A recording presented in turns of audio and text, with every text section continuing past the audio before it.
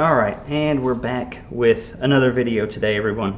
Today I just wanted to go over all of the pieces that I've purchased on this journey so far, and kind of go over some of the things that are not particularly apparent when you're first ordering, because this took me several batches of ordering to get all of these pieces, and I just want to make sure that you all avoid that pitfall and you can get to building your saber as fast as possible, which is not what happened to me, unfortunately. So first, obviously, you need your MK1. If you've got your Rudy Pando crystal chamber, you need that as well. So that's kind of a duh, but secondly, you're going to need your internal chassis pieces. Mine are from ShtokCustomWorx on Shapeways. So they come in, you have to do a couple of different orders because you can't just order one entire chassis with all the pieces, because of just how modular everything is. You know, Shtok kind of designed it for any popular eventuality or variation that's out there. So mine is set up for the CFX, which specifically is this little holder here. This is what holds the chip, and with that, you know, he's kind of designed everything around being modular, in that this would be a different shape for like a Nano Biscotti or other type of controller card. Then he, you know, he's got different things on there for if you're doing a in-hilt LED or if you're doing NeoPixel. So like I'm doing a NeoPixel, so I've got the pieces for that here. These are also ShtokCustomWorx designs right here. So this is the in-hilt portion of the NeoPixel connector. This would pop in there, and this is the blade portion. This goes in here and then up inside the blade tube.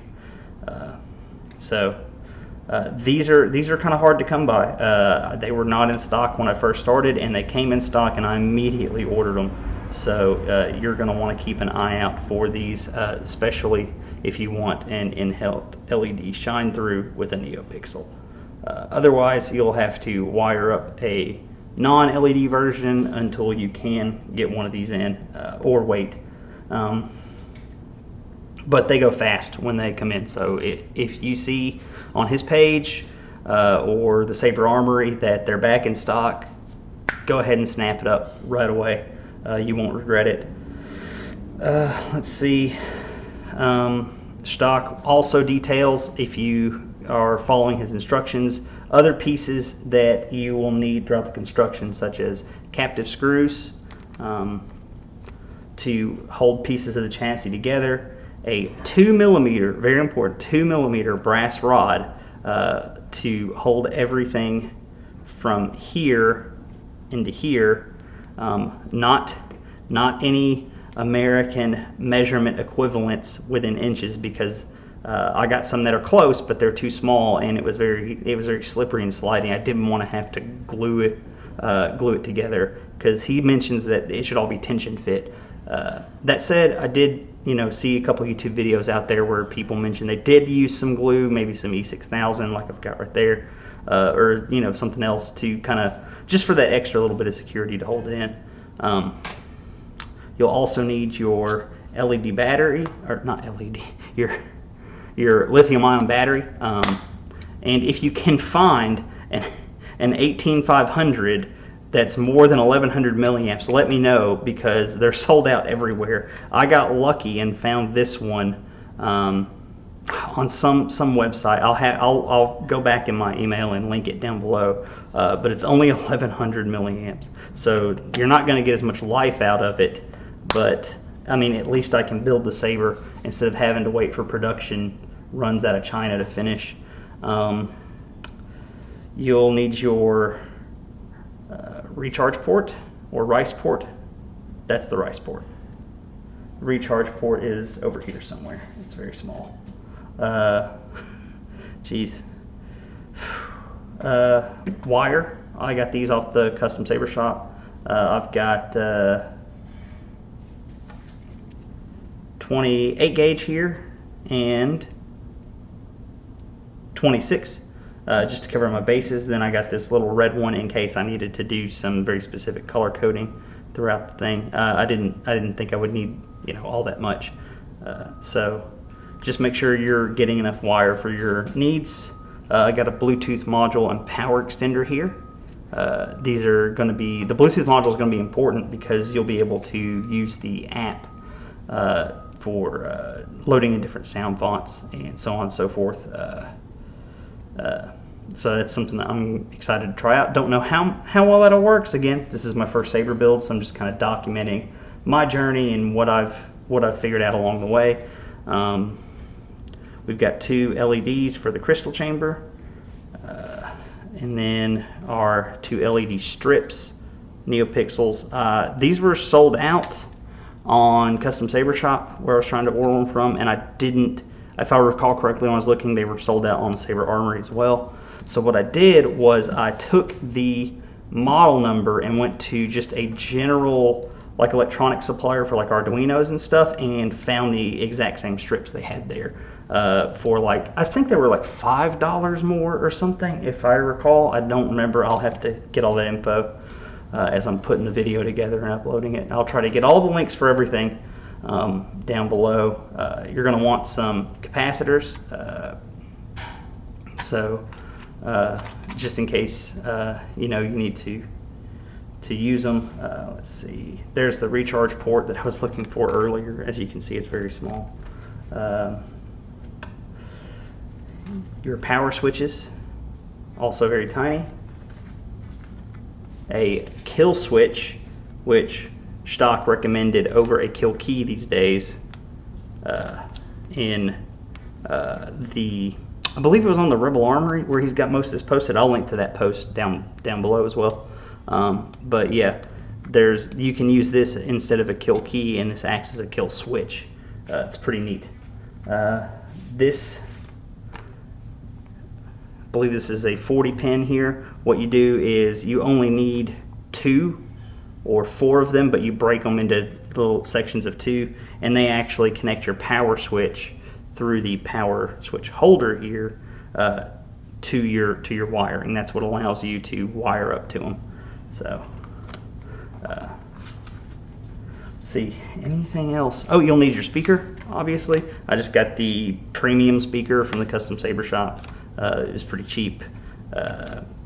You know, I listened to some comparisons on YouTube between like this and Adrian Tan's speaker, and I couldn't tell that much of a difference over YouTube. So, you know, my mileage is going to vary on this, but I think that that this is going to be fine for my needs. You know, it's not. I mean, it's ultimately a model and a toy that we're working on here. So I can always take it apart and redo it later. But I think that'll be sufficient. You got some little resistors here. I was reading through Plekter's documentation for the CFX, and he mentioned needing to add resistance.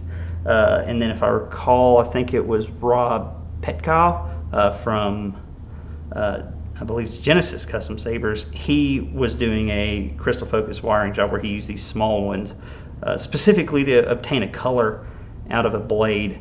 So or was it the crystal chassis? I can't recall. I'd have to go back and watch it again. There's so much information out here, guys. Like, look, I've been immersed in this now for the last 5 months, and I can't even keep it straight anymore. So, you know, just keep doing your reading, and you know, ask questions. The community has been very helpful to me, and they'll be helpful to you as well. So, double-sided tape to attach this power module to the battery. So that's all that's for. You know, obviously E6000 for anything that needs gluing. You've got your blade tips. Make sure you order one that has a hole in it for NeoPixels if you're doing NeoPixels, and make sure you're getting a reflective boy if you're doing a build with an in-hilt LED. So let me see what else I need to go. Obviously you've got your soundboard. What else do I have to go over here? Ah, yes, this one's really important. So I was looking at this thing, just imagining wiring it up, thinking about the engineering of it all. You know, I'm not a professional sabersmith or anything. This is my first build, so I was like, man, it's going to be really weird to run wires from the top of the crystal chamber up through here to my LED. That seems super inconvenient. So I was looking at it one day. I'd taken it apart, and I thought, man, it's going to be really crunchy in there with those wires. They're going to fail pretty often. I'm going to find myself replacing them. So I did some more reading, and there is a solution for this, and it's not all that difficult. It used to be with the in-hilt LED, they used a, you know, little jack like this set in here that would connect, that would then have like a headphone jack poking out, and that's what would connect from here down into here, and that's how you would get your connections there. So no wires required. It would just make a contact. These days, they are using the like these NeoPixel pogo pins here, which I have right here. So I'm going to wire these up and put the pin section here along right above one of my LEDs for the crystal chamber, and then I'll put the basically this disc section on this side, and that will allow me to make that connection wirelessly. Now there is a, oops, it's a little difficult. Let me get something here real quick. I find I have to do this a lot when I want to take this particular section off. Come on. Got it. Gets on there really tight. So take the grenade section off. You do have to make a modification here this is actually from some of Shtok's documentation talking about this. You have to bore this out to allow for the wire connectivity to kind of nest in here, so you'll have to widen this out just a tad if you're going to go this route, which doesn't really bother me. I'll just have to be very careful. Otherwise, you can just use the you know, what is it, the headphone jack method, and it would just like that basically. So that's one thing I didn't realize. That was pretty recently that came to my attention. I wasn't doing correctly with my planning. So read up on it, look up what's the best option for you. I liked this option because overall I think it's cleaner. You know, while it's a whole bunch of little pins, you don't have to be, if you get your alignment off on that headphone jack like this, you know, and it's constantly off, it's eventually going to snap and break. Whereas with these pins, since they do just like a surface level contact and then depress, especially for the internal side of the connection from the chamber up to the emitter, I think it's going to work better long term, because it's not going to have that possibility of misalignment and the breakage of that 2.5mm jack. So, you know, again, it's up to you. I'm sure there are plenty of people out there who don't have that problem. They've had a Saber set up like that for years and it works, but perhaps they also had that professionally installed. So, you know, there's all sorts of different things to consider when you're thinking about that. And that's why for me I went with this route. Now this came with long pins. I don't know if I'll need short. I think I can get away with long because, again, I'll be able to kind of inset my, you know, I'll be able to inset the distance of it a little bit and play with it to get it just right. Other than that, I mean, I got a blade plug which doesn't fit and I'll have to modify it. Sad face, but I think I can cut this down and thin it out with a Dremel, no problem. Yeah, other than that, should be just about all you need. Again, this is my first Saber build. It's kind of a video documentary of myself going through this entire process with all of you. So, you know, I'm happy to answer any questions if I know the answers. If not, I'll defer you off to more knowledgeable members of the community. But all in all, I think I'm ready to really start putting this together. So let me know if you guys think this video is helpful. Again, I'll try to include all the links to everything down below if I can find them all to where I got all these pieces. And hopefully it helps you guys out along the way. Thanks.